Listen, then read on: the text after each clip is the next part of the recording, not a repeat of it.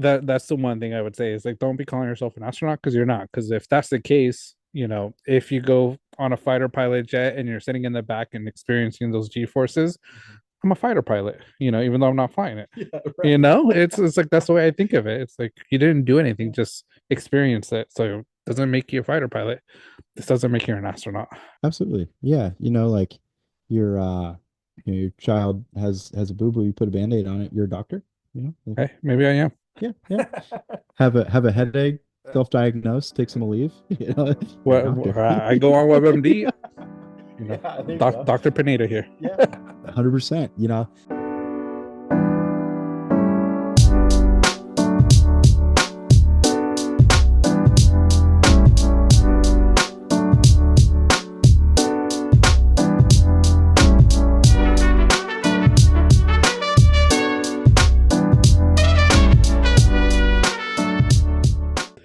All right, welcome everybody to another episode of Banter on the Rocks. And as you can see today, it's a little bit of a special episode. It's our first in-person episode. Tim is in town, so we decided to do a little nice show today. So today is Friday, April 18th. We're here outside, beautiful, nice chill air. Huh, so It is. Yeah. No, it's a good evening. okay. June gloom came early, it Yes, looks like. Yeah, this is like Bay Area fog yeah, days. So it's like we left up there to come down here, the same thing. yeah. But it's okay. I heard it's gonna be a nice weekend. Yeah, it's gonna be a nice weekend, nice, cool, not too hot. So, but before we get started with the show, we want to discuss our brand ambassadorship. So we are brand ambassadors for Find the Good brand. Find the Good is focused on the good and building a community of people who want to help find the good. So for all purchases, Find the Good gives back 10% to Mental Health America organization. And when you order and use our promo code Banter805, you will receive 10% off your purchase. So that's 10% for you, 10% to mental health. So win-win for everybody. Remember to use the code Banter805. And the mission for Find the Good is simple. Find the Good is here to get you through those bad days, the breakups, the ups and downs, and whatever else stands between you and a smile on your face. So Banter805 code. Link to the website, it's in our description. I'm rocking the hoodie today. Find the Good. It's nice There you and go. chilly. I was earlier. Yeah. And then I wanted to rep the Warriors for the Rep the pod. Warriors. Yeah. Absolutely. Yeah. So, but on today's show, we'll discuss our banter takes as always. Um, we'll discuss some of the play in games. We had two last week. What was it? 2 days ago. Mhm. We just finished watching a bit of the Heat versus the Hawks. Mhm. Right now, currently, while we're recording, it's Grizzlies Mavericks. They're going into halftime right now, so we'll give a little take on that. We'll then discuss some NFL draft. It's getting closer to the NFL season. That's our bread and butter with sports. So we'll discuss a little bit of news we've seen, some of our thoughts on picks. We'll go into some Nico. What his new last name is? I'm Olivia. I'm gonna leave you Yeah. some I think Nico news. it's kind of caught on. Yeah. I've heard it from a few different shows lately. Yeah. People say Nico, I'm leaving ya. yeah. Yeah. Nico, I'm gonna leave ya. Some Yeah. people pronounce it correctly, but Yeah. Hey, it's a good slogan. I like It, it. it, it is. So, some news from him. More talk about Blue Origin space expedition. We it happened Monday. We saw the videos, and I think there's been a lot of new videos that we sort of want to discuss and some of the stuff that's been going on with Blue Origin. So we'll talk that. And then Firefest as well. We've been big Firefest. I'm not gonna say supporters, but discussions, Oh yeah. based on it. So we got more news, so we'll share a little bit about that and anything else that comes to mind. But we'll get started with our banter drinks of the week. For me today, it's a little different because I'm driving and I'm gonna be responsible. I'm drinking some water today. So just because it's a long drive for me going back home, I decided to stick with some water. There you go. Hey, smart man, smart man. Play it safe, people.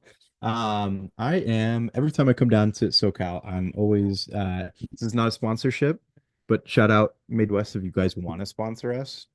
We'd take it, we'd love it. I know I saw John, you're rocking a sticker of Midwest on your laptop. Love that. But every time have to grab the hazy IPA.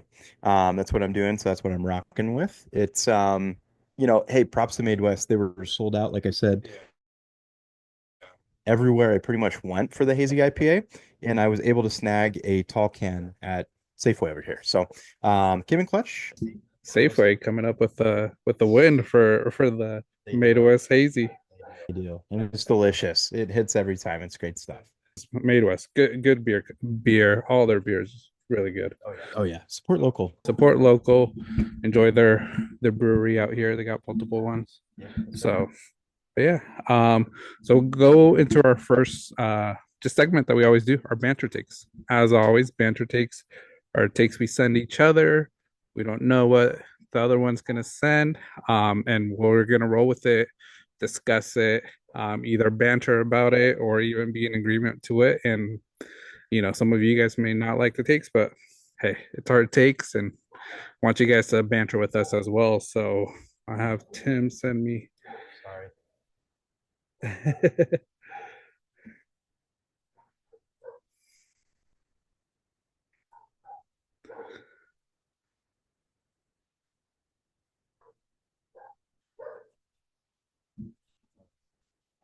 That's all good. Yeah, sorry. It's a preview into what else we're talking about. So it says my first takes. The Giants will pass on a QB and trade the third overall pick.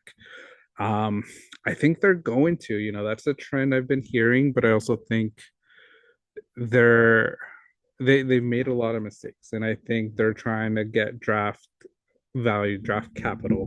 So I think it makes sense. I don't think this QB class is that strong.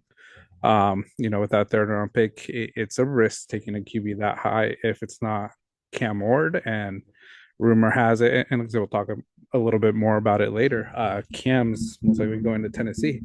He's playing some Fortnite. Already saying Calvin Ridley's a lot big. Is it a baller? More of a baller than AJ Brown? Yeah, yeah. And then he said his favorite running backs, right, were Tony Pollard and Sharp. Yeah.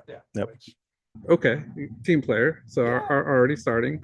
But yeah, I think the Giants are going to try to get draft capital. I think they've made a lot of mistakes these last few years. Last year they got a gem a wide receiver, but QB they've struggled. And like I say, QB markets or QB draft, I don't think it's the strongest to use that number three pick. So have someone else make that mistake and just get more draft picks and build that offensive line, build that defense, and even those offensive weapons for next year when, it could be Archie Manning coming out. It could be Carson Beck. There's a lot of potential people that come out next year that I think is better than this year.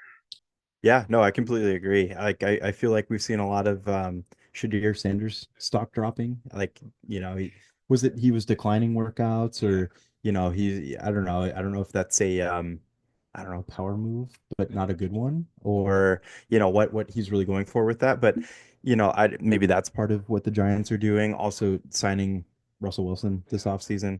I don't mind that signing, to be honest with you. I think he's a stable quarterback. Needs to learn to throw it a bit more downfield, but Malik Neighbors seemed to be a little bit more of a possession wide receiver anyways. So, I think that'll work out pretty well. And I think fantasy wise, I think he'll be pretty clutch this year too. But Joe Schoen, we roasted that F out of him on this show. And I think that this is one, like you said, the trend is that Joe Schoen is kind of going on a route where that they're maybe going to trade down. And honestly, I think this might be the best decision he's made.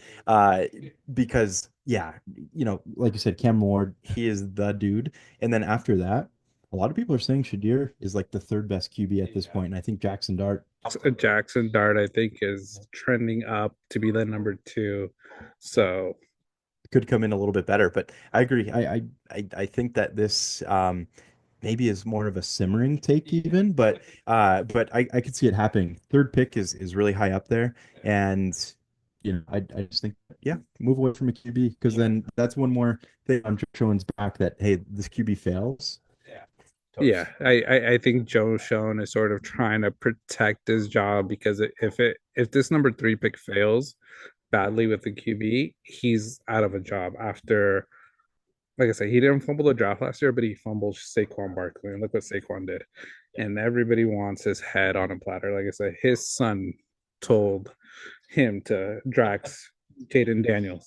He's a better GM at he looks like he was 14, 15, something like that. Young kiddo. So maybe take a little bit of advice from your son. He knows the game and maybe a little bit more, not from that business side, but just player wise.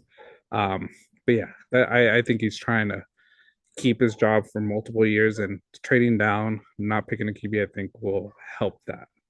For sure. Yeah. And question for you, John. I know that we're not like avid Giants fans per se, but if they do trade down, who do you think might jump the ladder to try to go get?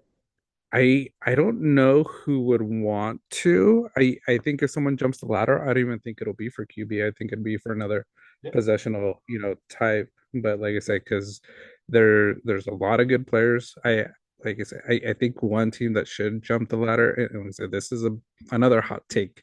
Um, Someone needs to jump the ladder and pick Ashton Genty at the number 3 pick.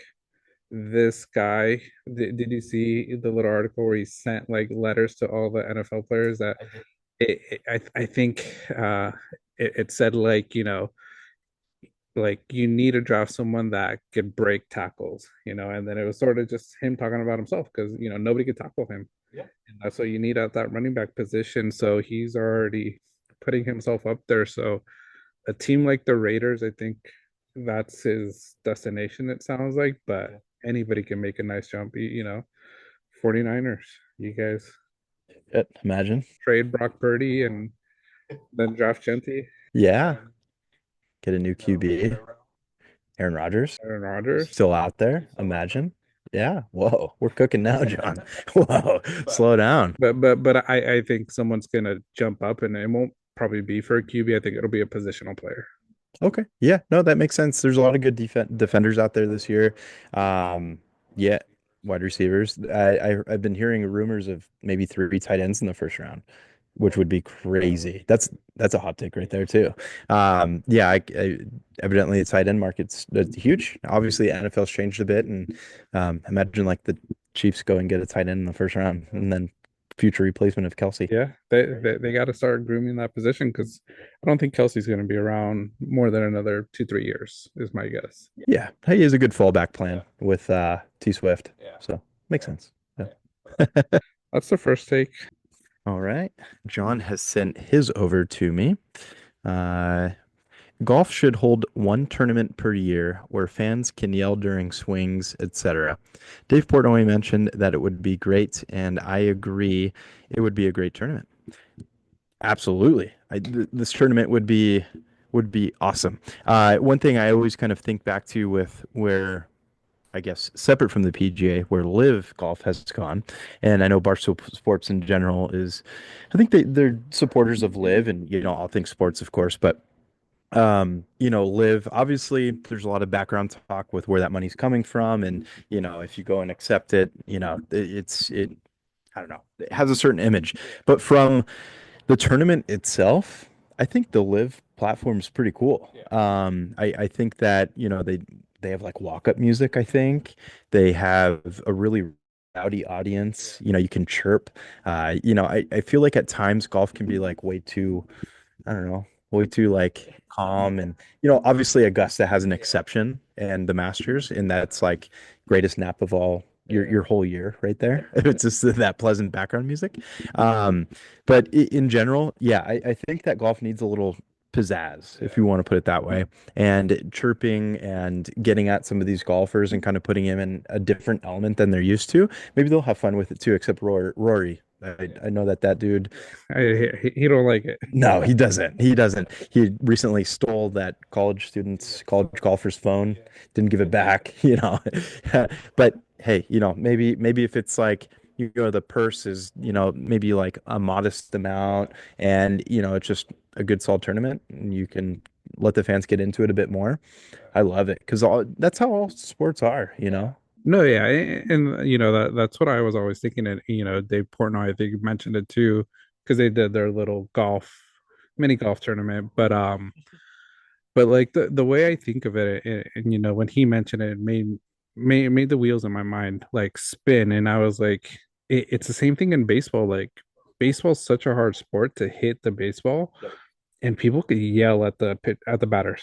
You know, there's no limit. You know, you're not telling people to be quiet. Same with basketball. You're shooting free throws, 10 seconds left, and you got to make both of them. That whole arena is loud. You know, you have to deal with that pressure. So, what is it about golf when, you know, and like I said, I don't play golf. I don't know how, I know it's difficult, but so is baseball because I suck at baseball. You know, going in bad cages, I'm not good at it. So, but it's like, why not have people during your backswing yell and, you know, if you can master that, you're going to be such a better golfer, you know, because all these other sports that you do it. Absolutely. Absolutely. Maybe in those like clutch moments, it will ease yourself a little bit more. Obviously, Rory had some moments this past Masters where it was kind of a schizophrenic, back and forth final round for him. Um, and a lot of that is obviously nerves, and it doesn't matter how good you are at golf, those nerves are there. And I don't know, you have somebody like in Happy Gilmore, like chirping your ear the whole time saying you suck. It makes it more interesting because, like I say, you know, how would it feel?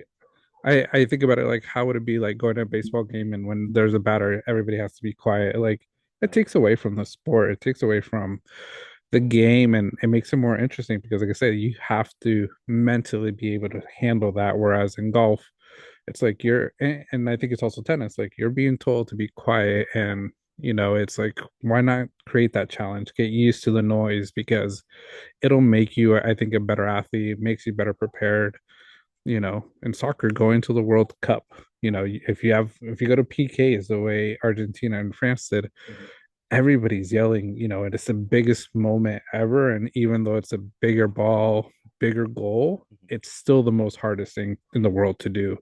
So it's crazy that golf and tennis are like this, but I also know it's because it's just the way it's always been. For sure. Yeah, that was actually going to bring me up to another point here with tennis. It's all the country club sports, right?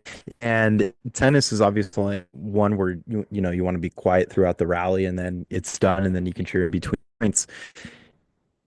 Same thing for tennis, you think? I think so. Get rowdy, get in their face Yeah, the whole just time. like I said, just make it one tournament. Make the purse even bigger, you know, make it worth people's, you know, going out and participating in it because I think it will, you'll see a big difference. You'll see a different amount of fans, and it'll be a new fan base that you create with it because it's just that challenge, you know, it's that mental challenge. And you know, if you can't handle that as an athlete, maybe sports isn't the thing for you. You know, you mentally you got to be prepared. Absolutely. Yeah. Isn't it the sorry if I'm wrong here, the TPC Scottsdale Open? I don't know if that's, or is it the, yeah, I think that's The one in Arizona. butchering the name of that. But the one in Scottsdale, we all know it. Waste Management. Yeah, my bad. TPC, idiot. Uh, no, but yeah. Waste Management Open. That one, everybody gets pretty rowdy, I think, for a PGA tournament, right? And that 18th hole, if everybody's just absolutely bombed. We've seen clips where people hit a hole in one, everybody's beer cup is on the grass. And I think that's an awesome background. And that's why so many people show up to that.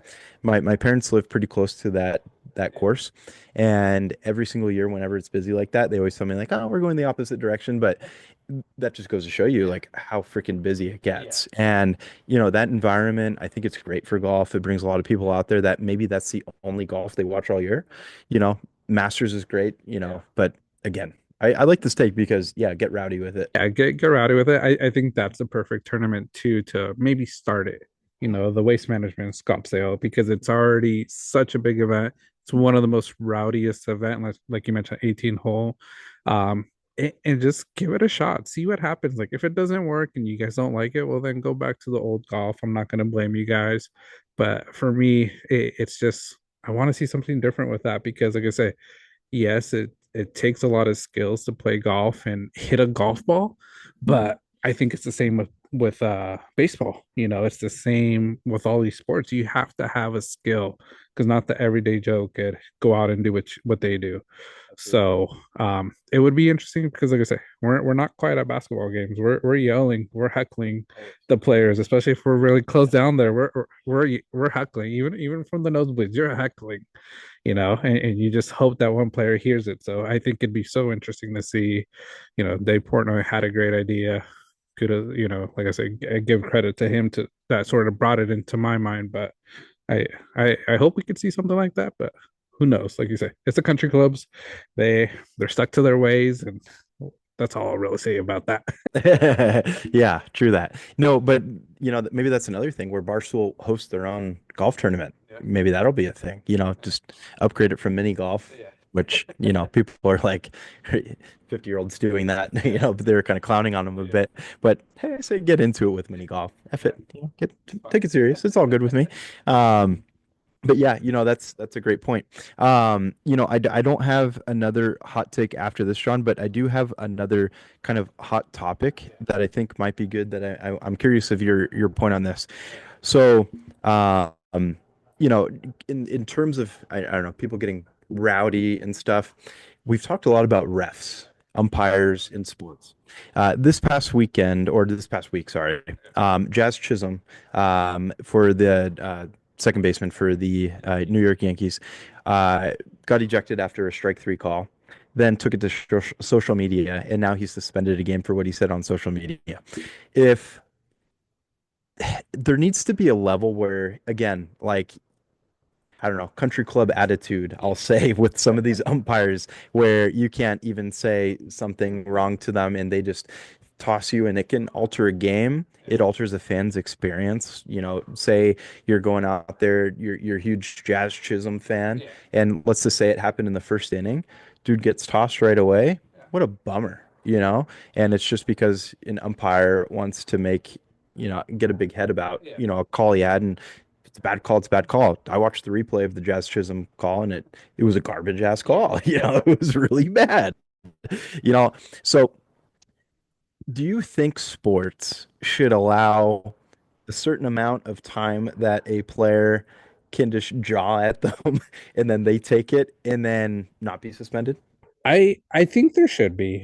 I think it should be allowed because it's a passion. It's all the sports are passionate about it because, like I said, I think it happens in basketball too, where you just say one cuss word, slam the ball down, and you're ejected. I think Trey Young was ejected that first playing game because he was frustrated with a call and a play, and then he bounced up or he did something else, and he got two technicals within like 10 seconds. I think you rolled the ball in another direction. Yeah. And it's just like stuff like that. Like this is a playoffs. This is a sport that they play because they're passionate about it. Like you gotta let some of that steam off, and gotta not let your ego get to it, and just let them do what they gotta do. And maybe it's like every player, every game has like a countdown. You get 1 minute to be able to draw off. And then after that 1 minute, if you go over that 1 minute, then yeah, you'll get kicked out. But it's like, okay, I got a minute. You got to strategize how to use it. Oh yeah. So it'd be very interesting because I like I said, I think it should be normal in sports. Like I think when we would play pickup basketball with all our friends, we would get frustrated and we would start jawing off at each other, and it's just part of the game. And we're not professionals. We're just, people doing this for fun, getting so tired and being able to play one game and that's it. Oh yeah. You know, let's just say you get maybe 2 minutes total per game. Each team gets 2 minutes, to draw at an umpire or ref. As a fan at that game, and I see like a countdown timer for how long, like, well, Chisholm, as an example, gets to draw at an umpire, I'm getting pumped up as a home fan. It would be amazing. Dude, the whole crowd would go crazy, I'm sure. We'll be jarring off at the Absolutely. This might be a good idea. Like, run with it. And then, I think that this would probably take away from my feelings of a umpire or ref being docked pay or suspended if a player could just freely chew him out. Obviously within like don't touch him or anything. Yeah, don't swing at him, don't fight him. just show off, that they made a dumb play, dumb mistake, dumb call, whatever it is. Because it makes it interesting, and like I say, it's the passion of that, guys that do that when plays are so visibly wrong, there's a reason they're allowed to do it, I think. So Yeah, and I also think with the MLB, it's time for robotic umps or challenging strike calls because that would be a good little top of the helmet moment. And like they did in spring training, they should have just brought it straight into the regular season because it worked well there. yeah, it would be, and like to continue with this a little bit, I had a conversation with Chris. We talked about it a little bit today, but we were making our little parlays on underdog today, which not even checking my phone because I know most likely I lost all of them on my plays today. But we were talking about the refs, and I texted you after the or at the end of the Warriors game, the playing game, of how the refs were sort of almost giving that game a, taking it away from your Warriors. There were a lot of calls, and I keep on thinking, like, how do we hold refs accountable? And what I think we've talked about it here before. One idea, docking them pay, but I feel like because they're not making the millions NBA players are, what would start happening is they're not going to be making a lot of plays, and then there's still another issue, because they're scared of losing their pay. Yep. So it's like, how can we battle that? Because like I said, the foul on pods at the end, that wasn't a foul ball. There was nothing, no foul to that. And I know there's two challenges, but it's like, how can we sort of fix that? Because it happens in all sports. It's not just basketball, baseball. So you see it in soccer. Yeah, I better replay, being able to challenge a little bit more. But again, you do that too much, it delays from the game altogether, and then you have like a 20-minute final 2 minutes of a game because everybody wants to fucking challenge. That's where it gets tough. Yeah, it's valid. It's tough. I just think they need to maybe reduce a lot of what is a call. I just think that the whistles are blowing a little bit too easy on contested driving layups or dunks. And, if it's blatant, it's blatant. But yeah, that was all ball. That was garbage. And it can really affect. They got really close to losing that game, so that's why I was like, the refs took this away from the Warriors. Warriors ended up winning, so they got it. But if it would have gone the other way, it's sort of that would have been the big news of the game. It's refs took it away from the Warriors. Two bad calls in the last few minutes. Exactly. So it's like, and like I said, we could try to come up with many ideas, but it's like once you come up with an idea you think is great, there's always another side of that, like where it's not going to be good. Because like I said, you find refs, they're not going to make calls, then the game's going to not be as as fair because they're scared that, like, oh, if I make this call and it's wrong, I'm going to get fined. Yeah, absolutely. Yeah, I don't know, find a way to bring back the physicality of sports.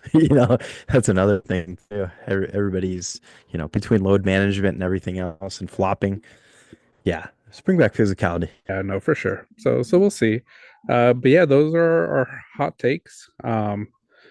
Next we'll go into, it's a little different, doing, being in person. But we'll some NBA playing game recaps, and I think we could start with the Warrior game, like close contested game. Memphis stayed in it, but Golden State finally got that win in the playing game. So I saw quite a bit of the game. Curry, you know, great as always. But Jimmy Butler, man, I wasn't sure what Jimmy Butler, and I mentioned it on our last show. I wasn't sure what Jimmy Butler was going to show up for these playoffs. It's prime Jimmy as of right now that I've seen. Yeah. Yeah, absolutely. I know there's a ton of talk about him being like, regular or playoff dude. Throughout the regular season, he's pretty modest. And playoff Jimmy is exactly what we need to kind of preserve Steph a little bit more.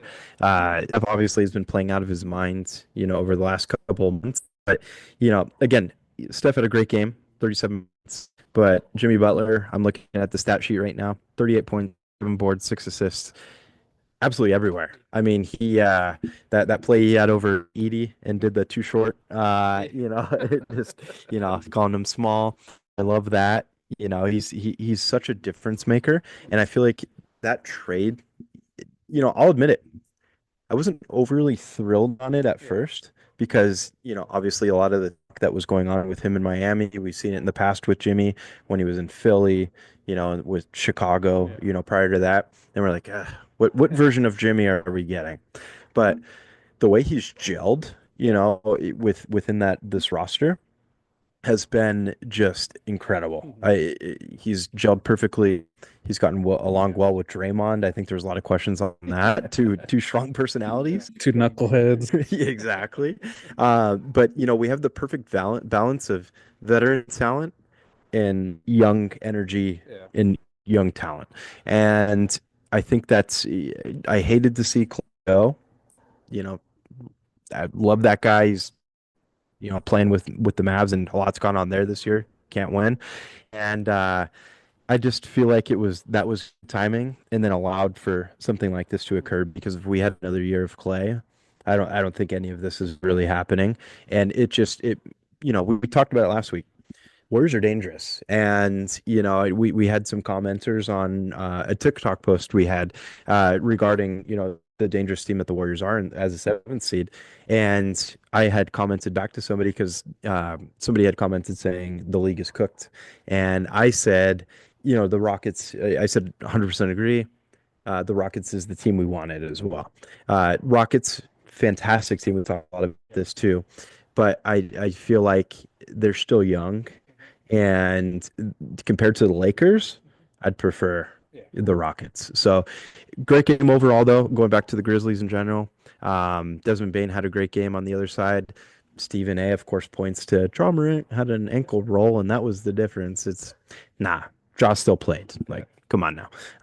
But overall, yeah, I thought it was a great game. Really happy the Warriors came out on top. What do you think, John? Yeah, good game. Warriors came out on top. I think it's the matchup both of these teams, Memphis and Houston, and the Warriors wanted against Houston, because like you mentioned, Houston, great team. I like them a lot, but it's that experience. All young, I don't think they've been to the playoffs.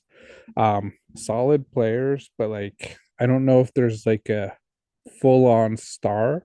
It could be Green, it could be Sagunas. But like I say, complete team, but still not the Warriors, and it's the team you guys wanted. Because like I said, the Lakers, they got Luca, you can't count them out. They got LeBron. After that, there's not, you could say Reeves, and that's about it. So overall, great game. Like I say, Jimmy Butler. I hope he can play that way, because like I say, that's a good Jimmy Butler. We like seeing that type of game from him. Um, and I think his old team, the Heat, that was a surprise win for us, because I think we both had the Bulls winning. That first playing game, Heat came out, and I think we did discuss that. Even though we liked the Bulls, we knew the Heat were dangerous. We knew they were a dangerous team, and you can't count them out because of their coach. I feel like um, Tyler Hero probably heard our podcast because we didn't call him a star, and he came out shooting like a star. And even today, he was a star player, making those threes. Today, against the Hawks, Davion Mitchell, man, he balled out. So that was another good game. I think that was the one game we didn't call right. Um, Hawks Magic, we had the Magic winning it. That was a good game. Like I say, Hawks, Hawks. A little bit about that. Trae Young, I think he needs to change the scenario. I was watching him play today. This guy looks exhausted trying to do everything for the team, and he is such talent, but he doesn't. And he has good role players right now, but he can't do it. He needs like that Jimmy Butler change where there is a star that takes that pressure away, and he could just play his game, because he's a star, but he's on a bad situation. For sure. I completely agree. I think that's a big topic, especially heading into the off season now for Atlanta with them being knocked out. I think, and he was even rumored quite a bit at the trade deadline, of a possibility of a trade. He was, I think, God, there's even a little bit of Warriors talk with him at one point, and I don't think he would have been a great fit, for us, but on another team, the dude obviously he's proved that he can shoot the ball extremely well, but also the passing. This guy, I think he surpassed 20 assists maybe once or twice this year, you know, if I'm not wrong. But or at least he's gotten close to 20 assists multiple times. And yeah, like you said, he's doing it all. I think that he's probably reached the point of exhaustion. He's getting to the point in his career where he wants to get some rings, and I just don't think that there's any signs that Atlanta's going to get there. And Atlanta is kind of a team where Trey Young plays so well that he does get them to the playoffs, and then they're bounced in the first round, and then that leaves their draft pick not great either. So it's hard to compile much around him unless they make trades, which they don't even have a lot of trade No. assets at the moment, I feel like. So yeah, that's a tough position, and I just think it's like you said, probably time to move on and change the scenery. I know he owns a house over here in Calabasas. I don't know, Clippers. I mean, obviously you guys have some threats there, but Clippers, Lakers. I don't know. We'll see. No, yeah, we'll see. But yeah, I was when I was watching the game today, I was like, man, this guy, he just needs a change of scenario. And yeah, we've heard the rumors with him a lot. So I'm hoping he gets that change. That's sort of good for him, good for the team, but we'll see what happens. And then um, the other game right now, Mavericks Grizzlies, 87-75. It looks like the Grizzlies are probably going to run away with this. Yeah, believe it or not, I know when we had just started the pod, they were down, I think 18 at half. They're I don't know. If we want to call that closing in. Memphis was off to the races on this one. They had like 7 quick points within the first minute. And, I think the first possession Mavericks had was a steal by John Morant. Went down the floor, and I think that it was a pass to a three. And yeah, now they're down 90-75. So, yeah, I think that this might be the end of the line for Dallas. That we just posted a short where it's like, oh, Mavericks on a run, because we did choose that upset, against the Kings. DeRozan and Levine don't have the greatest track record in playing games, so that take played out pretty well, but this seems to be the stopping point already. Kind of surprised Dallas even made it this far, but I guess that's a lot of what was left over from when Luka was there and the success he had. But yeah, I think in the future Mavs just kind of need to play for a pick now. Um, and this is just the stopping point. I don't think that there's anything else that we could see from them. And then Memphis, dangerous team. Maybe they'll take a game, extend a series because they would go up against Thunder, right? Yeah, they're going against the Thunder if it ends the way it is ending right now. But I think it's going to be a great shootout game because it's two great point guards with Shea and John Morant playing. So that's going to be a good game with a good series. So For sure. Yeah, no, it's going to be a really good series.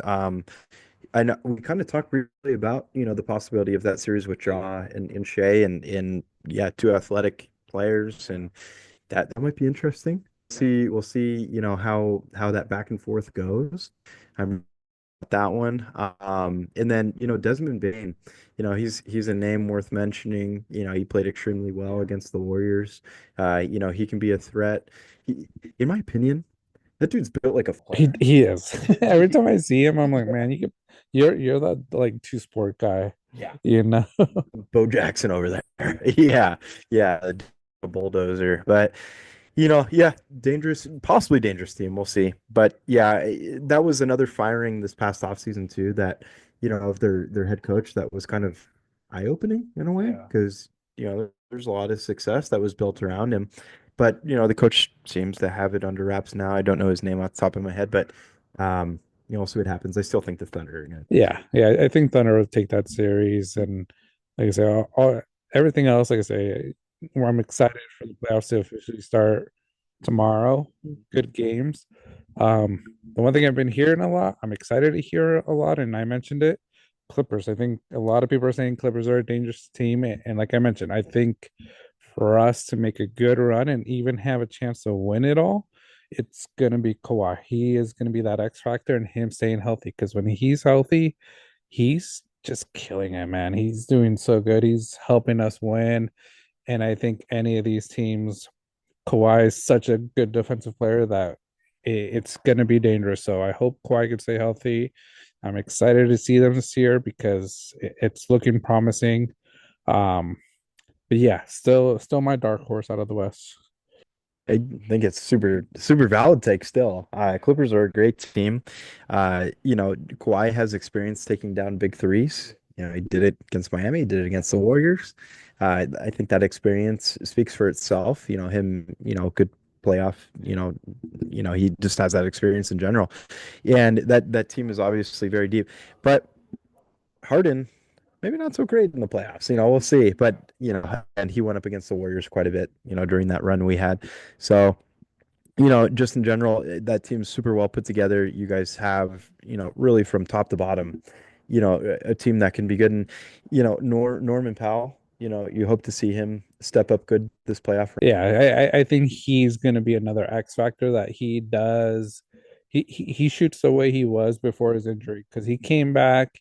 He's still scoring, I think he's like averaging like 18 points around that after that injury. But before that, he was averaging like 20 plus points, So if we get that Norman Powell with Kawhi healthy, Harden doing what Harden does, Zubac has a lot of confidence as a big guy. So we have that center. We could play big ball while everybody else is playing small ball basketball.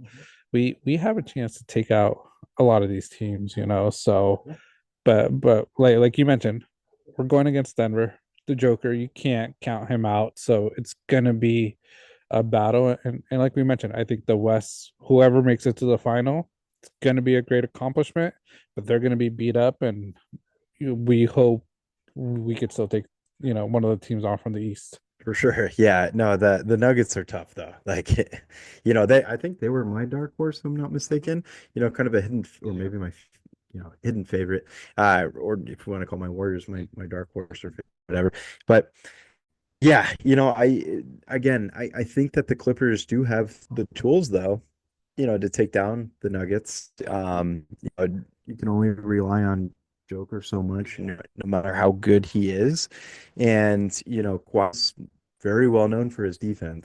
And have a big that do tools over there. So, and then you can even throw Ben Simmons in there and put some height in at the point. So, there's ways that you guys can go. And, I'm also interested to see we talked about Intuit Dome a lot before the season started. And I'm curious to see how the wall is. Yeah. I think that maybe that's an X factor. We'll see.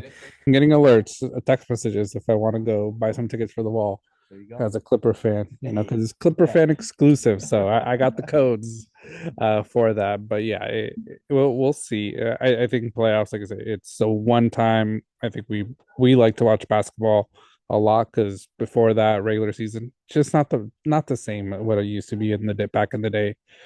But yeah, that's NBA. Like I said, we aren't going to go too much into it, just because playoffs haven't officially started. It's just been the playing games. But we'll go into our next topic, and that's the NFL draft. We talked a little bit about it. It seems like Shador Sanders is dropping a bit. Um, I I think Tennessee's going Cam Ward. I think everything's just aligning all the rumors, Cam Ward's comments. Um, Good move or bad move from Tennessee doing that? Good move. I think that the Will Levis experiment is done. And, talk about a guy maybe you could get some, I don't know, small draft capital for him. Maybe that's a trade day or a draft day trade that you could kind of look into as a Titans team. But they need that. I mean, there's some things with Tennessee, that can make them good. They have we spoke on it, Calvin Ridley. They have good running backs. Tony Pollard exceeded my expectations this past season. And, I think you throw in a guy like Cam Ward, who's, probably the most NFL ready quarterback in this draft. I think you got to do it because Tennessee needs some results. They've been really lackluster. And, you know, again, I'll go back to it. That firing of Vrabel was not it. That just didn't seem like the move. And I think that just makes New England a little bit better. That's obviously another team that's picking pretty high here. But yeah, I think Cam Ward, it's a good choice. You know, it, I don't, they're just not in a position to wait another year. What do you think? Yeah, I think it's a good move. Um, I also just think they, like you mentioned, Will Levis, I think you get some good draft capital out of it because they need help at that wide receiver core. Because like I say, um, Calvin Ridley still a stud player, but that's it after that. I know Cam Ward sort of mentioned Traylon Burke as one of his favorite wide receivers, who Traylon Burke had a lot of promise coming out of college. I know during that year of fantasy, his rookie season, I picked him up in fantasy, hoping he was gonna burst out, but he didn't. Injuries, I think, have really hurt him. But I think they just need support there because um, you need those wide receiver weapons. So I could see them trading back into the first round, maybe one of these QB needy teams. Will Levis, like I said, still okay, good draft capital. I think someone will take a chance on him. But yeah, I think this is the best move. After that, like I say, if they would have stuck with Will Levis, I think it would have been Travis Hunter, you know. And I think that's the one question I have for you, Tim, with Travis Hunter. He has come out saying that he is telling teams he's going to play both sides of the ball. He says if he doesn't, he'd rather just not play. So do you think when he gets drafted, he will be playing both sides of the ball? And if so, how long will it last? Yeah, I think he will off the bat in his career, but we'll see how long it lasts. I don't think he'll go his entire career doing that. I think eventually he'll get to a point where he makes a decision, whether he's falling off at one position, on either side of the ball, he gets fatigued, he's injured, there'll be a point where he has to decide. But I think right off the bat, you know, let him loose. I let him, go on both sides. There was some people kind of roasting his route running. So, looking a little slow, doing some fake, some juke moves that looked not so jukish, it just looked kind of light. Um, but I think that eventually we make that point. But yeah, right off the bat, I think he's ready. His energy seems great. It didn't seem like it was much of a factor for him in college, and he played well at both sides of the ball. So yeah, let him. That's why you're drafting him so high too. It's for both. Both things, and it's a rare thing that you have. Obviously, you know, people were kind of talking about that Otani, equivalent, in a different sport. So let him do it, see what happens. But yeah, Yeah, I think he'll be playing both. I think whatever team drafts him, they're gonna be like, all right, give it a shot. Let's see. And then it depends on what he's being successful in. And if the other one's sort of dropping by the wayside, they're gonna be like, all right, we're keeping you on one side of the ball.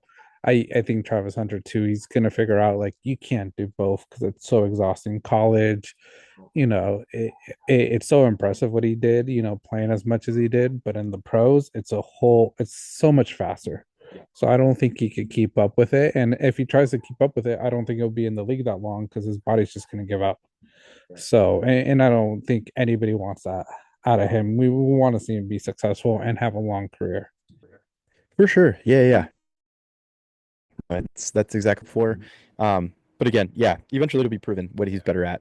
And you get roughed up. Like the NFL is totally different. Like just the play altogether, it's vast. And that goes for all sports. So we'll see. But off the bat, yeah, let him play both sides. I think that's best. And then, I guess kind of looking a little bit deeper into the draft, but not far. Jackson Dart, that dude's come literally darted up this board, and I QB needing teams. Who do you think maybe takes a chance on him? I don't know who would take a chance on him. I have to look at the order. Um, We'll reference it now. but there's gonna be a team. Like I say, I'm hearing there might be four first round picks in the first round. And this is from sharp football analysis that I found earlier today. Cam Moore's one, Shador Sanders. I think he's still first round. Someone saying Jalen Milroe is up there. I don't know. Small hands or oh, I think they measured him. They grew a little bit, right? So that might make going from second round to a first round. And then some people are saying Tyler Sog, um, but I think he was my See Memphis? Yeah, let's talk about him. C, but you know, whoever makes the the whoever takes a chance on Jackson Dart, like I say, you're really hoping he is that good QB because, like I say, especially if you're using a first rounder on him with all the positional players in this first round, it's gonna be a bad look for whoever that GM is because it, it's never a good look when you miss that first round. So trying to look up the draft order. For sure. I mean, if let's just say hypothetically, it was one of our takes here. The Giants trade down. Let's say they trade down to the Saints at 9, and the Saints jump up to 3. Because I can see Cleveland taking a QB. Yeah. Do I think it's Shadir? I don't know. It seems like it's going to be maybe Jackson Could be Dart. Jackson Dart. But that's a team that really needs some sort of rebound after the debacle with Deshaun Watson. And then you have the Saints, who Derek Carr questionably Be able to play. Yeah. be able to play this year. So, hey, that's a team. Obviously, Rattler's not panning out at all. He's kind of garbage. But yeah, they jump up.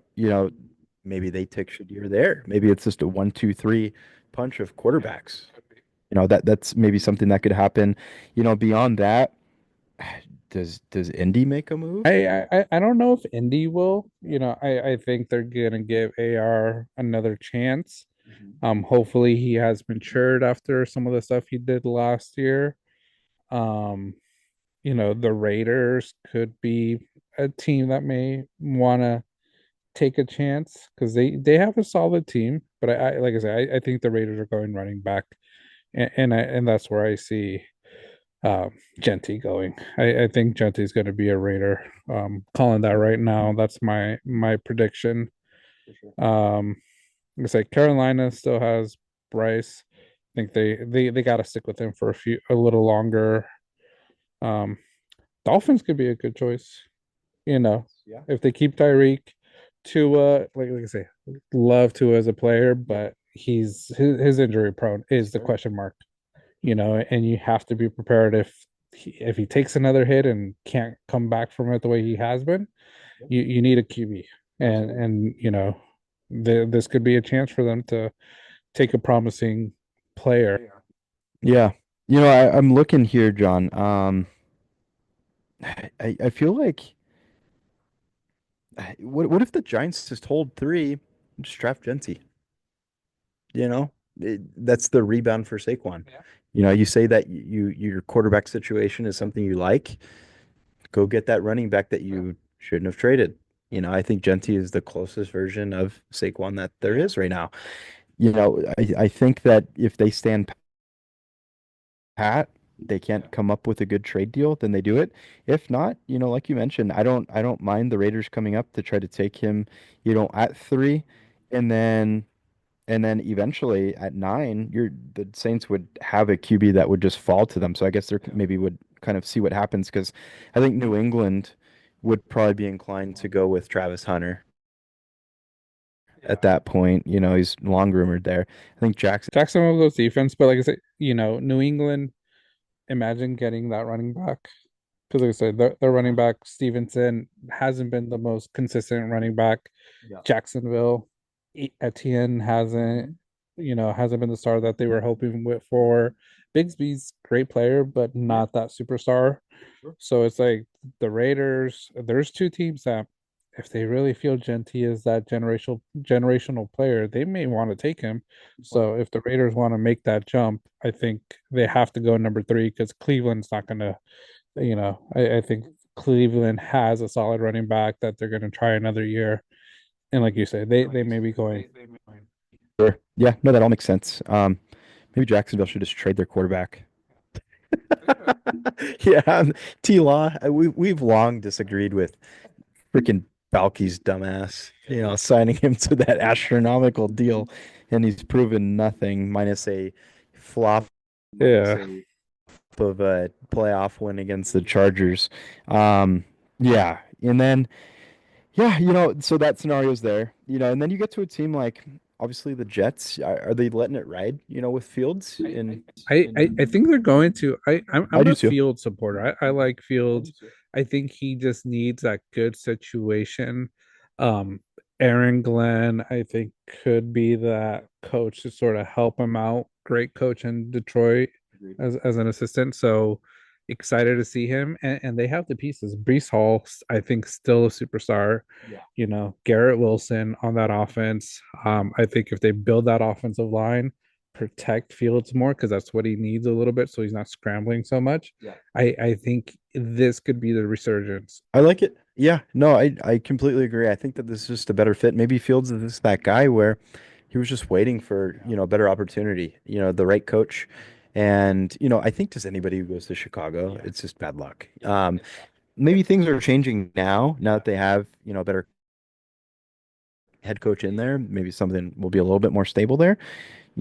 Obviously that's maybe my run it back this year with the Chicago Bears. But yeah, I too I like that. There's pieces there with New York that they can build off of. And yeah, I have faith in them doing something. Yeah. And a little off topic, Jets, Aaron Rodgers. There's been this video. He was on the Pat McAfee show with his I'll say his little rant of his meeting with Aaron Glenn and the Jets, GM owner.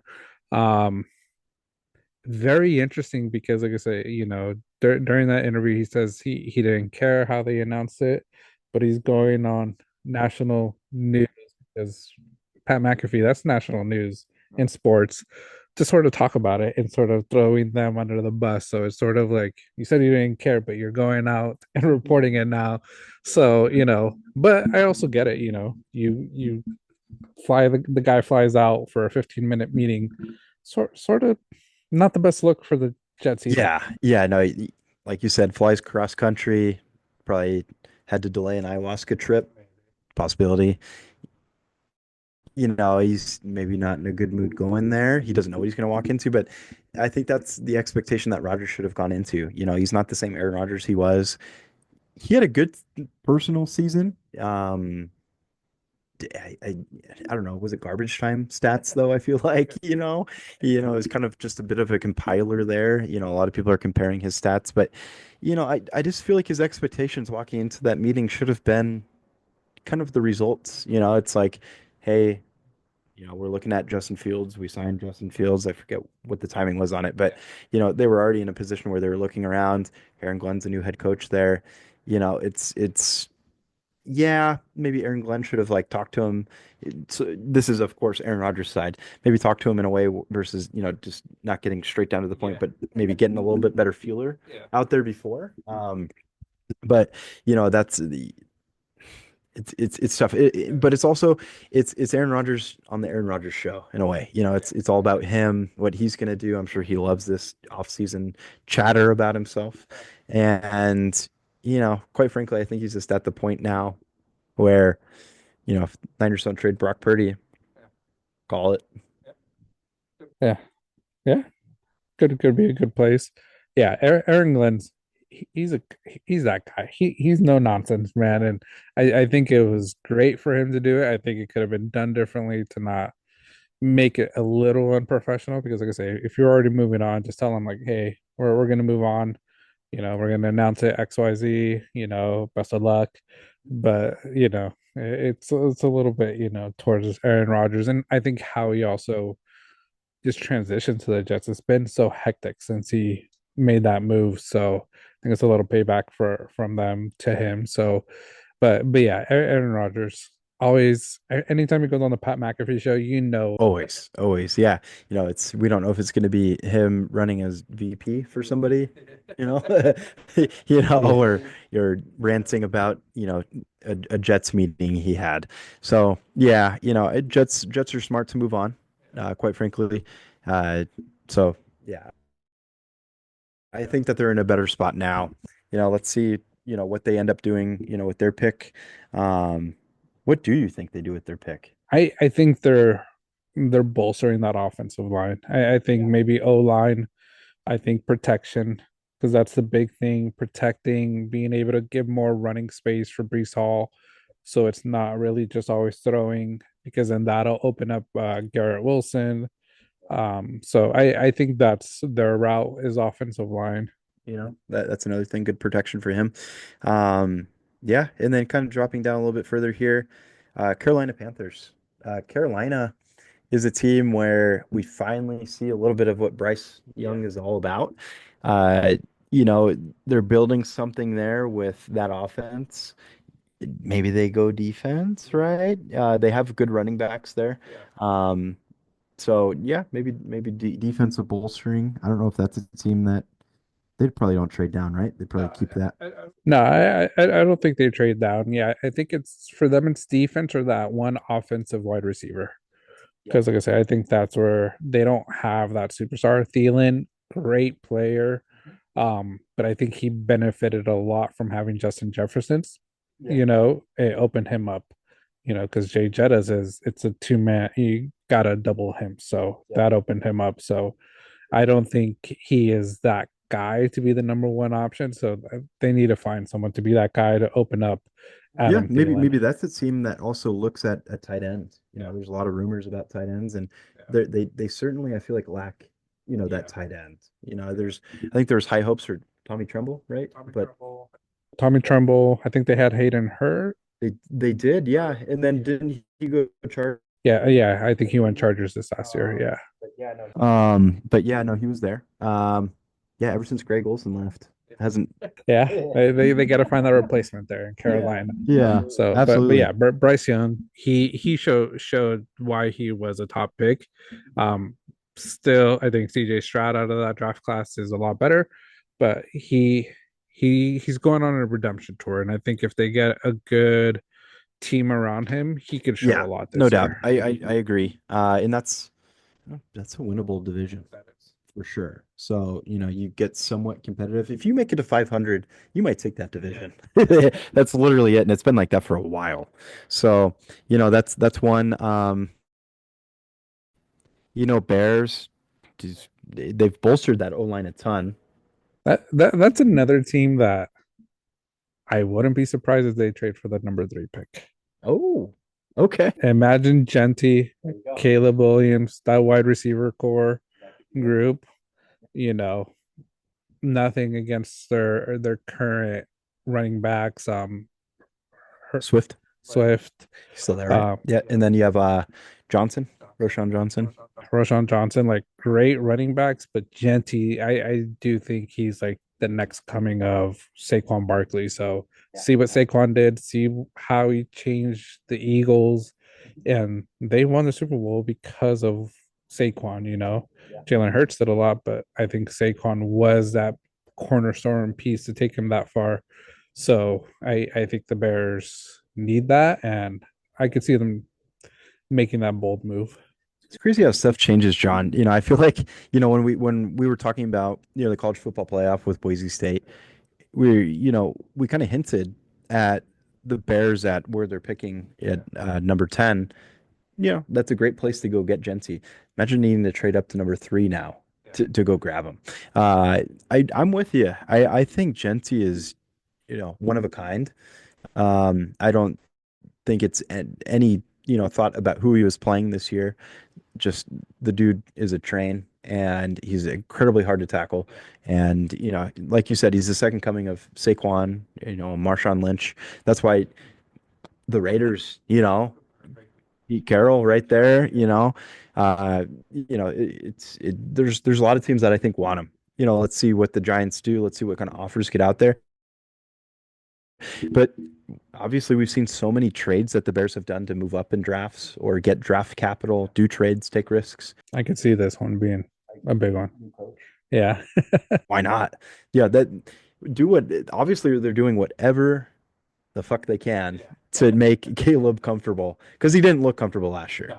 No, he didn't. They're doing a lot to cater to him, but you have to cater to your QBs at times, So I think getting those players to sort of take some of that pressure off of him and let Caleb do Caleb things, because when he is comfortable, we saw it while he was at USC, not his last year at USC, but the year before that, you know, Heisman worthy, and such a great player. So I think that's what they're trying to get out of him. Absolutely. Yeah, I agree. And that brings us to my lovely San Francisco 49ers.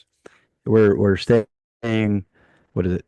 Somewhat competitive, a competitive rebalance of a team. I don't think we're that competitive, but this I'm gonna go slightly off topic here, but on topic.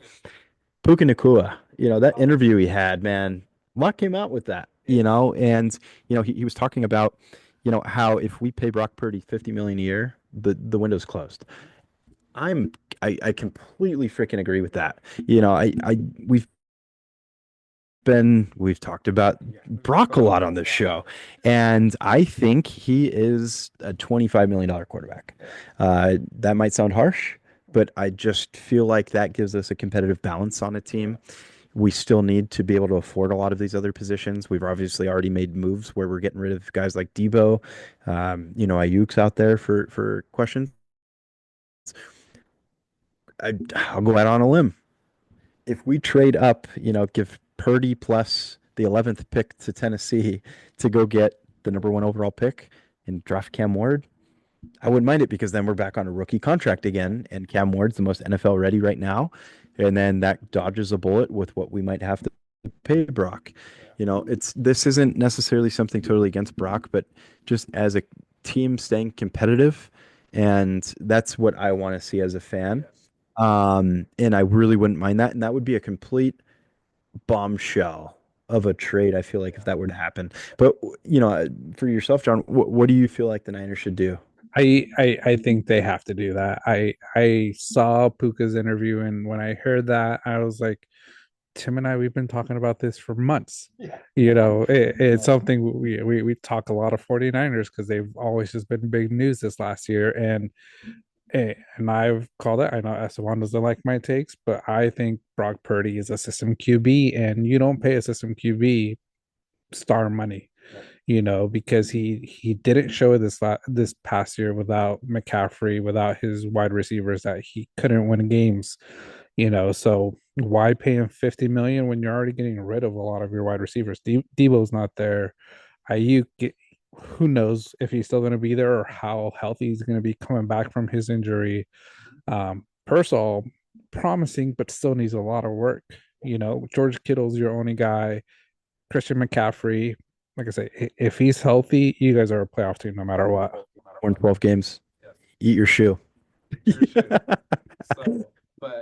I wouldn't be paying him that much. I think if I was Brock Purdy, I would, if I'm not getting that money and they're offering me about that 25 million, I would take that deal on a like 2-year contract. Yeah. Bet on myself, 25 mil. It's a lot more money than he's getting right now. Show that you are worth it, because then after that, then you deserve that 50 million if you could show you're competitive those 2 years. So that's what I think they do. And if nothing comes to agreement, I think they have to try to get as much from Brock Purdy, because a team like Tennessee, I think, will take the chance on Brock Purdy, instead of uh it, Cam Ward's an unproven rookie, but yeah, he is the most QB ready. But Brock Purdy has shown he could take a team to the playoffs because he has before. So I think they will trade up, maybe draft a QB. I think Cam Ward, even Sanders may be a solid option, because it reminds me of Colin Kaepernick. And Colin Kaepernick took you guys to the Super Bowl. You guys were unstoppable with him, and I think that's what you guys might need, a little bit more of a mobile type quarterback. Yeah, for sure. Kaepernick was one of my favorite players. That dude was just absolute baller. He revolutionized that team. Alex Smith, he was obviously great placeholder for us, but once Colin came in, it was just a different energy with that team and reignited something that just it went bonkers. So, yeah, I agree. I'm all for, agile QB. And, I think if we look at that option, and then with Brock, quite frankly, I think the Niners are kind of feeling the same way, man. If we felt like he was a $50 million quarterback, Yeah, we would it have would have already happened. It would have done happened. this. You guys We'd probably already would been have done. paid him last year, maybe gotten and paid him a little less, Yep. because he wasn't at the end of his contract, but still paid him some big money. Right, absolutely. And like you're saying, you know, Brock would honestly be smart to try to do a 2-year 50 million, and have that 25 million a year, because then and that allows the Niners to try to make moves to put more around him to make him seem successful. And if he's not going to get it with the Niners, maybe he'll go get it somewhere else. But it just I just think as a Niners fan, I just with what we've done with the team this offseason, we've done everything but totally blow it up. I just think a reset, getting a QB on a rookie contract and just resetting that is just what we need. Yeah, it'll help your salary cap and being able to build that team to be competitive for a few years. For sure. So, That's well, that's an interesting one though.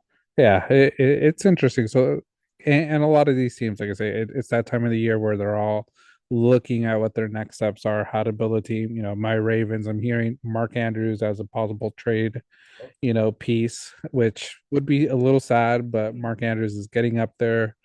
We have Likely, who has shown that he could be that top tight end. So, if it's going to make our team better, it's part of the game. We hate to see our favorite players go, but we also understand and we want our teams to be competitive. So, um, we'll see. Definitely. Yeah, I just think Isaiah Likely, the biggest correction he needs is to wear white cleats. More white Yeah, cleats, yeah, yeah, blend into the line next time. Yeah. Yeah. because we would have won that game. Okay. So yeah, that's an interesting. Besides that, I feel like after you get out of the top 12 picks, a lot of times it's kind of like, man, see what happens. Best available, fill those holes you have on your team with best available at those positions, because you'll never know. You could get lucky and draft a QB in the fifth round, sixth round, like you guys did, and he ends up taking you guys to the Super Bowl and deep into the playoffs. So, it's so unknown. Like I say, we could think a lot of these kids, because they are kids, a lot of them coming out. Um, but it's that pressure, and that's why, like with golf, like if you can't handle the pressure, you shouldn't be in the sport. So these golfers got to learn how to hit the ball backswing with people yelling at you. Don't be jacking kids' phones that are heckling you.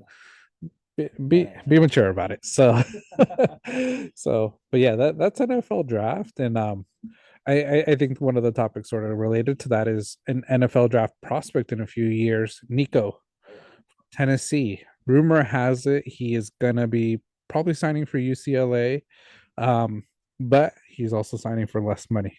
So from what I'm hearing, it's less than even the 2 mil that he was gonna get at Tennessee. Which, in my mind, he has to show a lot this year, or else he made the biggest mistake, and he might not get drafted too high in the NFL, no matter how well he does. For sure. Yeah. No, and shout out to you. You called USC or UCLA. Come back, come back home. He said he was a Long Beach kid, right? So, yeah, and then, the quote stays relevant, John. Congratulations, you played yourself. And, there's a lot of talk about, just his father's, kind of, what he's done to kind of make this situation come about. And there's also been a lot of talk now of, the backtracking of his father and is his father his agent? I think his father is Okay, his. yeah, and because now they're saying stuff like this was never about money. It was about, the I guess maybe the wide receiver room or what was around him at Tennessee, that's obviously cap. You know, what are you shopping your son for? You know, trying to get double the money, asking double the money where he was at. It's a terrible save face kind of scenario. And I just, quite frankly, at this point, I don't really know how you save face with a situation like that. And that's a bummer. And, it truly sucks to see, obviously you want, as a father, we both are, you want to be, you of course want to go over the moon for your children, but at the same time, there's certain things where you gotta let either them or somebody else represent them and kind of handle these things. Yeah. Yeah, I think it's hard when you're personally close to someone and trying to be their agent, trying to negotiate stuff because you're looking at it from a different standpoint of their success or the money. And sometimes you're probably doing it all with the best intent. I think his dad was trying to do the best for him, for his family, to be successful in the future. And like I say, $4 million for some of these kids, it's so much money and it is life-changing money, even before he's in the pros. But they gambled, it didn't pay off. Now he's making less. Like I said, this year he has to show up because he's most likely going in the transfer portal again, unless he has one of his best years and is a number one pick. Because it right now it's draft or play well to be able to get a better NIL deal. But that's the thing that I'm curious about with the NIL, because I was reading reports that he like agreed to like 4 years at Tennessee. I don't think there's contracts with NIL at all. But it's like, but in my mind, it's like if you agree to something, like you have to fulfill it.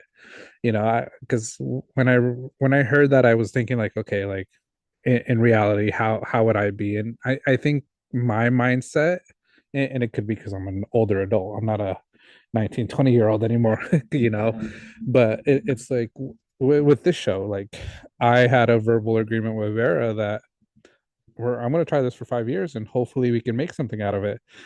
So I'm putting everything I got into this for 5 years because I wanted to be successful. I want to succeed. And it's sort of the same thing. If this is successful, we get signed with someone and they're like, all right, we give you 2 years. I'm going to do 2 years of whatever they give me and I'm going to put everything into it because I know after those 2 years, we have the opportunity to get more money because we showed we're loyal and we're consistent. We're building our brand. We're not going to try to get more halfway through the deals just because we're getting more viewers, we're getting more engagement. It's like, no, well, I agreed to 2 years. I'm gonna stick with my 2 years, and then, hey, I'll renegotiate. If you want me, gotta pay me more. If not, I'm gonna see who does. And I think that's what Nico should have done. Either done another year, sort of played, and then sort of talked like, okay, there isn't a contract, but let's do it appropriately. Like, I want more money. If you guys are open to it, I'm gonna join the transfer portal, sort of see what I got, and if you guys are okay, I'll come back if I don't see another better deal. For sure. No, I think that's a great analogy also. It's just that mindset of, do whatever you can because, going back to this podcasting thing, obviously, you and I have had conversations that we're giving all we effing can into this because this is exactly what we want to do full time because this is the passion. So, you're passionate about something, but also, that comes with commitment. It comes with, kind of living out something like a contract and, fulfilling it. And, again, this is all after a season where he just wasn't that great. It's just really confusing. And this all came on really quickly. I guess there was maybe some rumors that this was going on into like this started during the season last year. But, quite frankly, he's going to UCLA. We both live in California. Tax is expensive over here. California is an expensive ass state. So, not only is he going to get paid less NIL, yeah, Uncle Sam's going to come through and say, hey, give me a little bit more. So, it's a tough scenario where, this isn't, I can't even really say this is necessarily like bet on yourself. I feel like, it's just like you just played yourself out of something. So, yeah, after a year, hopefully for his sake, he does really well this year. On a positive note, UCLA is it's no longer the Pac-12. So, it's a more competitive, atmosphere that UCLA has. So, and it's still a big program. He gets to go back home. Maybe it'll help him feel a bit more comfortable. But yeah, I just, he's really got to pick it up too, because if he wants any sort of chance in the future at, NFL, he's got to step up. Yeah. He, yeah, he needs to step up. I think he has to win this locker room. He has to win his teammates, get them on his side because he's going with that little mark on him that he was asking for more money. Now he's taking less to come here and play with you guys. He's who knows if he's gonna act like, oh, I don't even shouldn't be here. I should be going somewhere else getting paid more. But he has to win that locker room. He has to win that team, and he has to play better. I think if he does that, his draft capital will go back to that top prospect that he was. Just as a little downer here, again, we touched on this a little bit last week, John, where, he does go into the NFL, but we talked NFL interviews. Yeah. Those are tough. This is a really hard situation for him to talk his way out of unless he performs out of his mind. So, again, hopefully he does that. We'll see what happens. UCLA, is their coach still there even after that terrible press conference? Yeah. I think so. Yeah, I think he's still there. So yeah, so we'll see. I think UCLA is a good situation. Like I say, if he could change that team around, I think he'll be okay. But yeah, he played himself out of some money this year where he could have stayed at Tennessee, been in that environment, shown up, and then gotten his 4 million next year if he wasn't a top draft pick. Absolutely. And they have a great coach too in Tennessee. So bummer. Maybe a big answer to a lot of the questions he might get in press conferences will be, my father's no longer my agent. Yeah.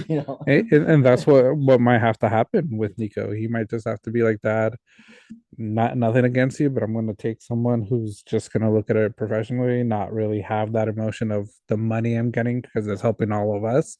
It's sort of like, let's see what happens. And hopefully it works out well for him because I think he is a top talent, but it isn't looking good so far, but he has a year to make that Yeah, change. yeah. Kind of along the same quick little side note here, John.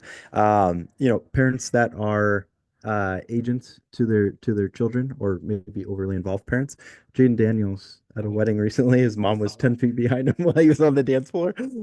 So Yeah, overly involved, maybe a bit, but hey, no girls. no girl focus on footballs. I think I heard it on a show. I think it was a part of my take. No girls focusing on that ring. Not the wedding ring, focusing on the Super Bowl ring. So great. He might be a mama's boy. Who knows? Um, but I don't think mama could follow him everywhere. So who knows what, and I think that's the one thing that or like I said, I'm not here to parent her, but the one thing I've always seen with kids, like if you're hovering too much or telling them no, don't do that, they're gonna do the opposite. So, be a little careful, I would say, but like I said, I only have a 2-year-old, so it's a little different. Right now, I he doesn't even listen to me at all. Yeah. But we'll see when he gets older. Yeah, right. Absolutely. Yeah. No, Well, foreshadowing. Yeah. 7-year-olds don't always listen. Yeah, no, yeah. 7-year-olds don't always listen to what you're saying. it happens. But yeah, I completely agree. you have to be restrictive, but to a point. Yeah. Everybody becomes an adult one day. So Yeah, this Nico situation, let's see how it works out. interesting. Came out of nowhere. Very interesting. Came out of nowhere. Let's see how the changes go. But next, going away a little bit from sports, I want to touch on Blue Origin a little bit more. So we've seen the videos. There's been a lot more videos coming out, reports. I think the big one that I've been seeing a lot is um the ladies opening the door before Jeff Bezos gets there, and then being told to close it, and then I guess Jeff Bezos opens it, and it's like, oh, they didn't lock it, and I'm just like, from videos I've seen, people are saying like that door doesn't make sense because of how the pressure is. The door should be opening out. So it just makes you think, was this all just a hoax now? No, exactly. It's Whenever it comes to space exploration, the word hoax is always involved. It's moon landings, have we ever been to space, you name it. And I just think this is just another check mark, for that category because, these videos, honestly, they're really comedic. Like they've, we posted a meme video this past week with, Katy Perry saying she's in love or something. It's, just it's like delusion, to an extent where, most Americans are just hoping for healthcare or something.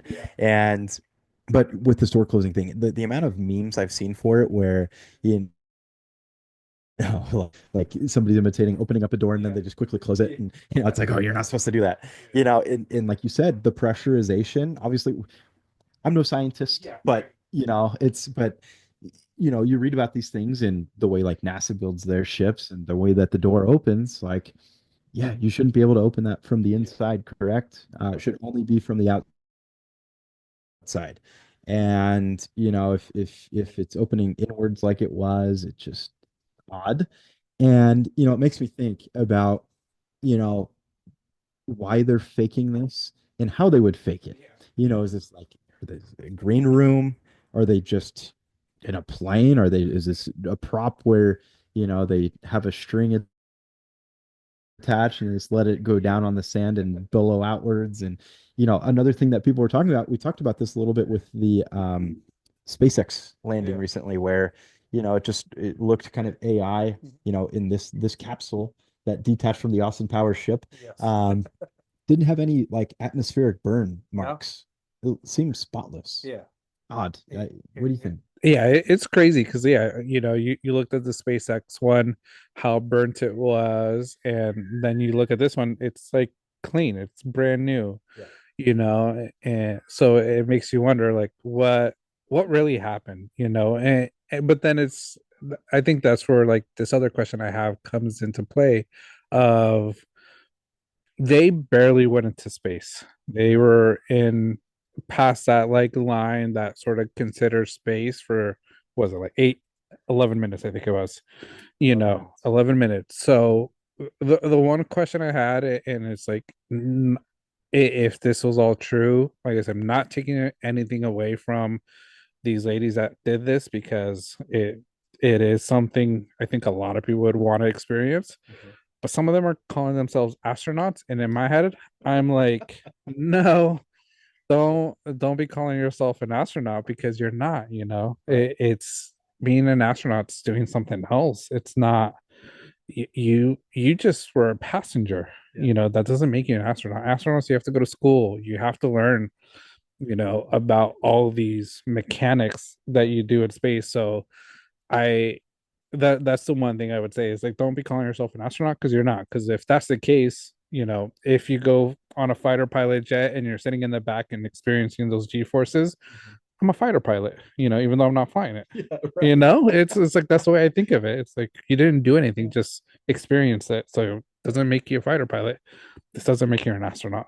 Absolutely. Yeah. Like your child has a boo-boo, you put a band-aid on it, you're a doctor, like, Hey, maybe I am. yeah, yeah.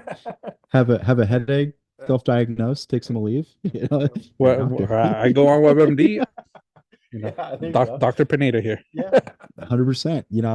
But that was a really funny, like, kind of just interview in general, because there's a lot of very quotable things out of that Katy Perry interview where, she they called her an astronaut. I think her response was like, "Thank you" or something. Like, it's like, girl, you are not. And just again, another meme moment. It's been a whole lot of that. And it's just it's a bunch of rich people, kind of just having this overinflated experience. We kind of talk about, Bezos's fiance going up there and she's like, yeah, we're all one. And you don't see state lines. It's like, no shit.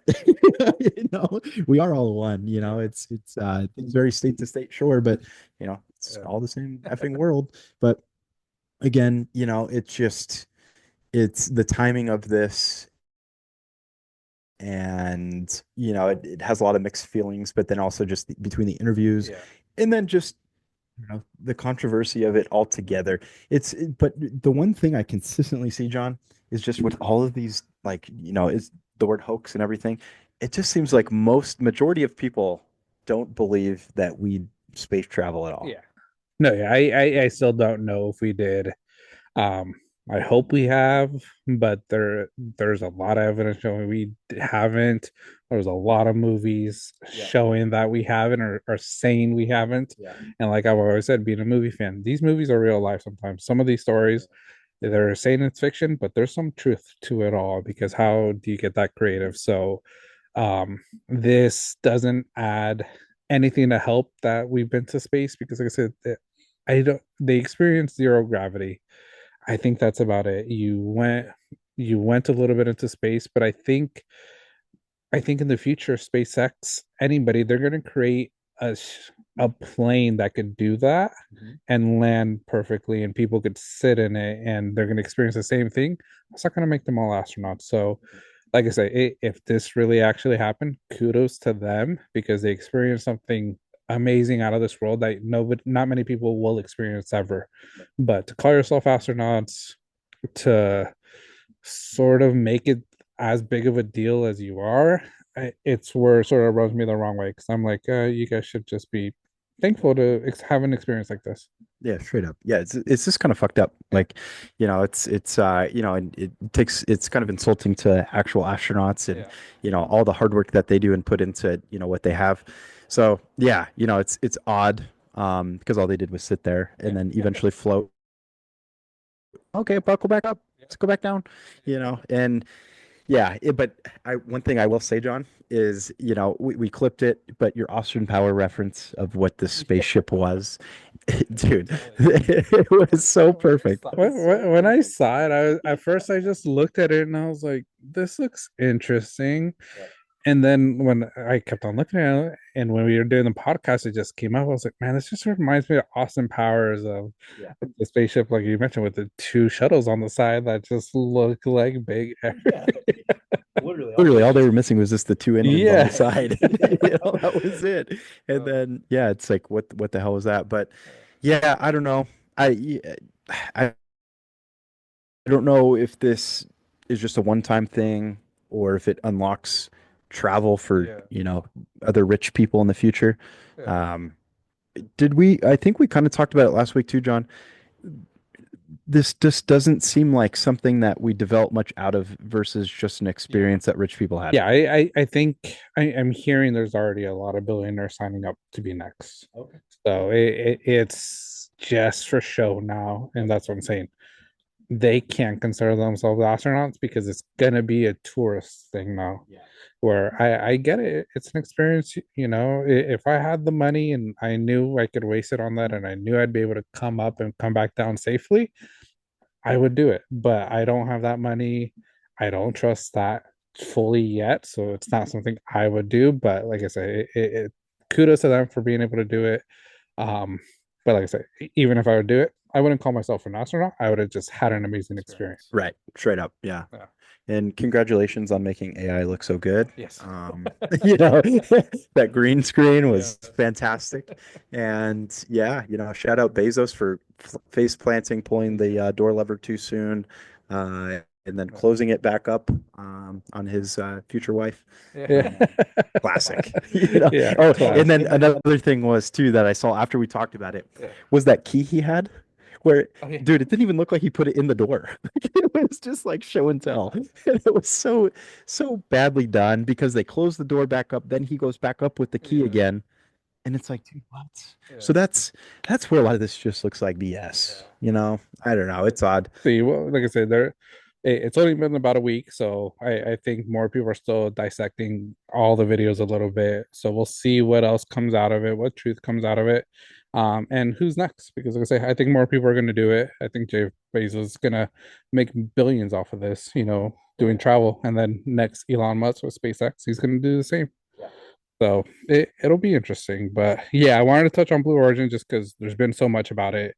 It's been so interesting, like I said, a lot of the videos just crack me up. Yeah, yeah. One of the last topics we have, Fire Fest. Billy McFarland, biggest news coming out, postponed. Like, not surprised. I think it's hilarious after him being so confident for so many months. But I'm curious what's next for him. I think what was great is I heard that everybody did get refunded. So kudos for them doing that, even though the website said no refunds at all, no matter what happened. Um, but this guy, he just needs to stop. I think he just needs to do something else. Don't try to do another music festival. Focus on just your life and not going back to jail. Yeah. No, I think super valid point. Yeah, let's avoid jail. Yeah. Number one, I think a big stepping stone for him was the refunds. Yeah. Yeah, that's always good. But again, I'm with you. I don't think this guy should be running anything like this. But the one thing I could see him maybe do is be a promoter for somebody else that has the funds and actual, I don't know, like if we want to say reachability to Yeah. get, celebrities, musicians, into a concert like this. So, that could be one thing because again, you know, we're not attending. We didn't have plans on attending. We haven't been invited as artists. A little insulted by that Yeah. because it sounds like they're inviting anybody. Yeah, that's what I've seen from some of these TikToks. I'm like, just give me a few K, I'll go. Kind of along that topic, I think I sent you one video where, the guy wrote like a children's book and then they asked if he played any instruments and they're like, how do you correlate those two? That was wild. And it's like, yeah, pick up bring my piano with. You just touch one button and it just plays a whole song. Yeah. What's the one Jack Black brings sometimes? And it's that little banjo, but it has buttons. It's like a little riff thing. It's like a children's toy, but he makes it sound super cool. No, but it's the one they use in that Mexican in the Hispanic culture. Oh, okay. The one that has a button. So I thing is awesome. I was gonna say, oh man, I can't think of it, but yeah, it's like a small little device. Kind of rock out like a guitar with it. Pretty that, that's pretty cool. It seems like eventually you could get it to play something pretty cool. But yeah, in general, yeah, maybe this guy needs to be a promoter for somebody else. This is no real surprise. I'm glad that they called it off, before they got to like what, 2 weeks, and this would, yeah, what a disaster. Yeah, no, yeah, I think they did it at the right time. I think he was smart to listen to whoever told them to pull the plug because it wasn't going anywhere. And like I say, kudos to him for returning the money because he could have kept it. There's legal note writing on the website that said that there was going to be no refund. So I think it's him building his reputation. But follow-up question to you, Tim. Would you trust an event, even if it's like a well-known event that has Billy McFarland behind it? Like if Coachella was like Billy McFarland was hyping up Coachella and telling everybody to come to Coachella, he was a spokesperson for a year. Would you really feel confident in it? Probably not. But it would take something like Coachella that, it's been something in the past that it's like, okay, yeah, no, it's going to be in the same spot, and people will still show up. That would probably what it takes. But if it's Billy McFarland trying to bring back, some event from the past and relive it, and then this is a whole new crew that, he's just a promoter for, nah, no, there's no way. I don't think I could.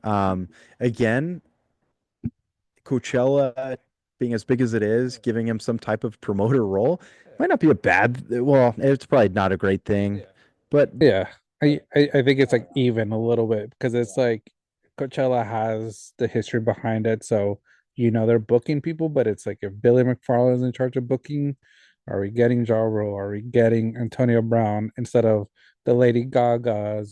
These big artists. Like, what are we actually getting compared to what he's promoting? So but like I said, yeah, I think that is what it's gonna take for him to get back into this music scene if he wants to do this long term. But I think he just needs to move on from it because his track record, this is 0 for 2. yeah, no, for sure. In I don't know, maybe this whole thing was just a ploy for him to like give refunds to people randomly and be like, hey, yeah, see what yep, and then he takes his grand slam swing again, and rips people off next time. Yeah. Outside of Antonio Brown, though, have you heard of anybody else that was like a name? No, I haven't. Like I say, I was curious to see this artist lineup that he said he was ready to announce. But like I said, I think we said it. He didn't have anybody other than Antonio Brown. So I'm curious what Antonio Brown will say. I don't think he has said anything about it being canceled yet. So, but I'm curious of his comments after Yeah. hearing it's We could canceled. probably pay like a couple $100, get a cameo from him, and just ask him that question. What were you thinking? Yeah. Yeah, how much were they going to pay you, Antonio? But and again, I would like to know, would he just be a celebrity like appearance dude, or would like he be a rapper for it? Because he has one song, right? Yeah, I think he does. So it'd be an Yeah. interesting one. So, but yeah, that's Firefest. Like I say, we'll see what Billy McFarland's next journey is because I'm very interested because didn't make him go back to jail, so he's still free. He can do whatever he wants. So I'm curious what it'll be. So dude. But but yeah, but yeah, no, I'm curious to see what is developed out of this in the future. If they change plans, where else they'll go. Doesn't seem like it's gonna be Mexico. What other island can they rent out? I don't know. I don't know. It's gonna have to be like Cuba. It might have to be Cuba. Maybe. Yeah, nobody's gonna come back from there if you go. Definitely not. But yeah, no, that's something. But I guess that's the biggest update, and it's something that I think is surprising that he actually backed down from it, but the best possible thing that could have happened. Yeah, yeah, I think it's the best possible outcome for this dumpster fire that we knew was going to happen. So I'm glad it happened this way. Sucks for him because, like I said, I think if it would have been successful, we would have been praising him. But um, kudos to him for returning the money because, like I said, that's the biggest thing. That's what he didn't do last time. He did. He didn't return the money, and he owes a lot of money. So, and he still owes a lot of money. So he could have paid off quite a bit of debt with what he would have gotten. Maybe that's the other play he was doing, just raising a bunch of money to pay off his debts. And, but swing and a miss. What a surprise. Swing and a miss. Yeah. So, but yeah, that's Firefest. I think that's all we got for today. Yeah. This was fun, Tim. Like I say, it's our first in-person recording. Tim's in town. I think as we'll probably be doing a lot more as Tim comes down more. It's our setup. This is our first time. I think we know what we got to do for next time, so it'll be a little bit better. For sure. And maybe we'll do multiple sessions while you're here. Yeah. Have multiple, but we hope everybody enjoyed it. As always, please remember to hit that follow, subscribe button below. Join us in the banter. Always a good time. Leave those comments. We have had a lot of comments. On TikTok, I had someone commenting on White Lotus, not a fan at all of it. So been bantering a little bit with them. Good to see both sides. Good to see both sides. I get his side, but hey, I'm a fan of it. So, but that's what we want. We want people to banter with us. I think one of the things we're gonna do in the future is we're gonna be throwing out questions to you guys and putting it out online, and then bringing it back to the show the following week to banter a little bit about it. So any questions we have, banter with us online, and we'll bring it into the show. We want that engagement from you guys, and once we start developing a little bit more and doing some live shows, we want you guys to join us for the live shows, banter in the moment. Absolutely. Yeah, no, and obviously we have our takes that we don't back down from, and again, we have a question. If there's going to be some great answers out there, we'll banter on those answers. And everybody has a right to an opinion, but that's what makes it fun. And it's good. It puts yourself out there, and don't hesitate to do that because it's it took a lot for us to kind of come on here and start this podcast, John. And it sometimes takes a lot of people just to want to go out and comment, but we encourage everybody to do so. And it's fun and it's all great, and we'll shout you out here too, which is also great. But yeah, no, this first live one, man, it's a ton of fun. It's a good prequel for the future because, again, like you mentioned, there's going to be a lot more of this, and it makes the fluidity of a conversation a little bit better. In my opinion. It does. So, yeah, it makes it a lot better. Like I say, just like when we first started, there were a lot of hiccups the first few episodes. We learned from it. We're getting better.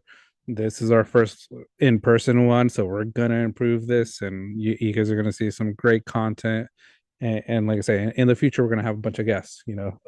So, Oh, yeah. especially when we're back in Tim's back in the hometown and we could bring a lot of people in. That's right. Absolutely. Absolutely. Yeah. No, that's the goal, and then the consistency of guests and just, people that we've known for years, people that we haven't spoken to them for more than an hour. That's what this is all about. And it's going to be on a variety of topics. So, we'll cover everything from Katy Perry with A Flower in Space, to NFL draft. NFL draft. Yeah. Yes. You name it. Yeah. So thank you everybody for listening. Like I say, hope everybody has a happy Easter. Absolutely. Episode may come out a little bit after Easter, but hopefully everybody enjoyed it, and we'll see you guys next week. Yep. Go Warriors. Peace. Peace.